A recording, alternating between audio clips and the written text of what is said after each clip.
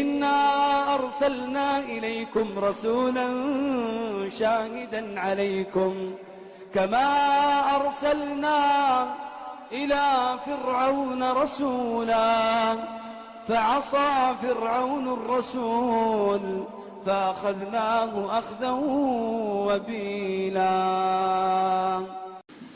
الحمد لله وحده والصلاة والسلام على من لا نبي بعده.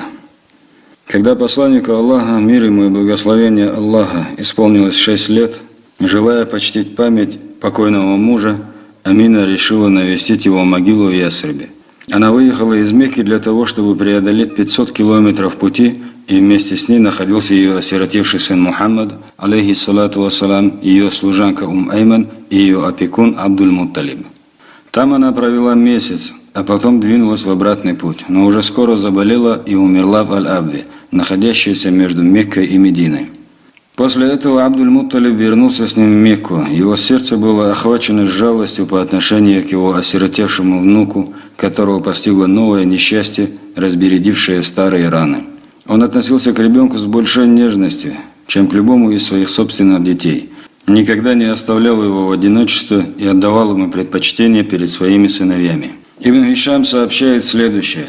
Обычно для Абдуль-Мутталиба расстилали подстилку в тени Каабы, а его сыновья усаживались вокруг этой подстилки, пока он не выходил к ней, и никто из них не садился на нее из почтения к нему. Но когда приходил посланник Аллаха, мир ему и благословение Аллаха, он забирался на нее. Братья его отца забирали его оттуда, но когда это видел Абдуль-Мутталиб, он говорил: «Оставьте этого моего сына, ибо, клянусь Аллахом, он добьется многого». А потом усаживал его вместе с собой на эту подстилку, гладил по спине и радовался тому, что он делал.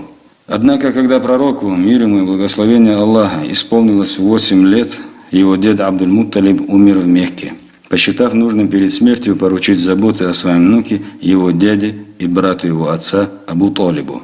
Абу-Талиб заботился о своем племяннике наилучшим образом. Он присоединил его к своим собственным сыновьям, отдавал ему предпочтение перед ними, относился к нему с большим уважением, высоко ценил его и всячески поддерживал более 40 лет. Он обеспечивал ему свою защиту, дружил с теми, кто хорошо относился к нему, и вел из-за него тяжбы с другими, о чем мы вкратце поговорим ниже. Когда посланнику Аллаха, мир ему и благословение Аллаха, исполнилось 12 лет, Абу-Талиб отправился с ним в Шам по торговым делам, и они добрались до Бусры, находившейся на территории Шама и являвшейся главным городом Хурана из всех арабских земель, которыми тогда владели византийцы. В этом городе жил монах по прозвищу Бахира. Настоящее его имя было Джирджис. Когда караван остановился там, этот монах вышел к ним и оказал им гостеприимство, хотя до этого он никогда не встречал мекканские караваны. Он распознал посланника Аллаха, мир ему и благословение Аллаха, по его приметам, и, взяв его за руку, сказал: «Это господин обитателей миров, и его Аллах пошлет к людям как милость для миров». Абу-Талиб спросил: «Откуда ты знаешь это?» Он ответил: «Поистине, когда вы приблизились со стороны Акабы, не осталось ни одного камня или дерева, которое не склонилось бы до земли, а они не склоняются ни перед кем, кроме пророков. И поистине я узнаю его по печати пророчества величиной с яблока, которое находится ниже плеча, о чем нам известно из наших книг». После этого он попросил Абу-Талиба править мальчика назад и не вести его в Шам, так как опасался, что иудеи могут причинить ему зло, и тогда дядя отправил его обратно в Мекку в сопровождении своих слуг. Когда посланнику Аллаха исполнилось 15 лет, началась так называемая война беззакония, которой курайшиты и их союзники из числа канонитов вели с племенем Кайс-Айлан. Отряды курайшитов и канонитов возглавлял Харб ибн Умейя, который был самым уважаемым среди них. Сначала в этой войне Кайс-Айлан побеждали канонитов, а потом победы стали одерживать канониты. Эта война получила название войны беззакония или же кощунственной войны, поскольку в ходе ее нарушались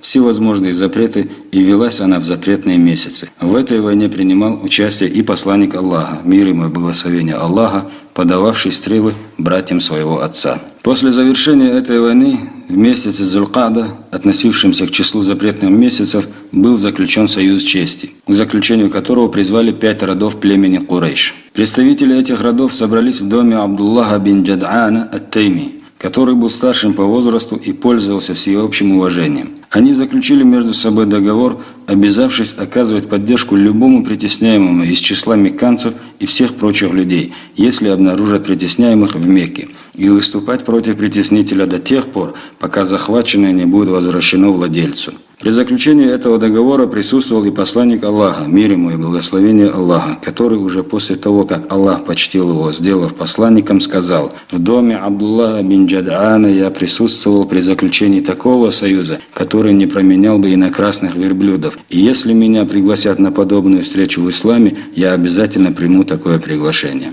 Дух этого договора противоречил доисламской заносчивости, подогреваемой сознанием племенного единства. Как сообщается, причиной его заключения послужило то, что один человек из племени Зубейд привез в Мекку какие-то товары, купленные у него Аль-Асам бин Ваилем Ас-Сахми, который стал задерживать выплату причитавшихся приезжему денег. Этот человек обратился за помощью к представителям союзных родов, но они не обратили на него внимания. Тогда он забрался на вершину горы Абу-Кубайс и громким голосом начал читать стихи, в которых говорилось о нанесенной ему обиде. На это откликнулся Зубейр бин Абдуль-Мутталиб, который стал спрашивать, что случилось с этим беззащитным человеком, после чего вышеупомянутые люди, заключившие союз чести, собрались, отправились к Аль-Асу ибн Ваилю и заставили его отдать положенное этому человеку из племени Зубейд. В ранней юности у посланника Аллаха, мир ему и благословение Аллаха, не было определенного занятия, но согласно многим сообщениям он пас овец сначала в племени Бану Саад, а потом делал то же самое за небольшую плату для жителей Мекки. В возрасте 25 лет он отправился в Шам, чтобы вести там торговые дела Хадиджи, да будет доволен ею Аллах. Ибн Исхак сообщает следующее. Хадиджа бин Хувейлид занималась торговлей, пользовалась уважением и обладала богатством. Она нанимала мужчин для того, чтобы они торговали на ее деньги, отчисляя им определенную долю от прибыли. Курайшиты в основном занимались торговлей,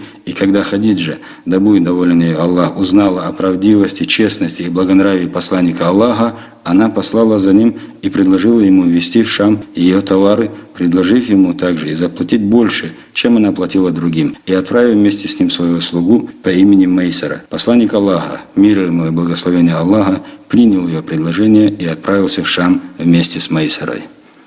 Аллахумма салли аля Мухаммадин ва аля али Мухаммад, كما صليت على إبراهيم وعلى آل إبراهيم إنك حميد مجيد اللهم بارك على محمد وعلى آل محمد كما باركت على إبراهيم وعلى آل إبراهيم إنك حميد مجيد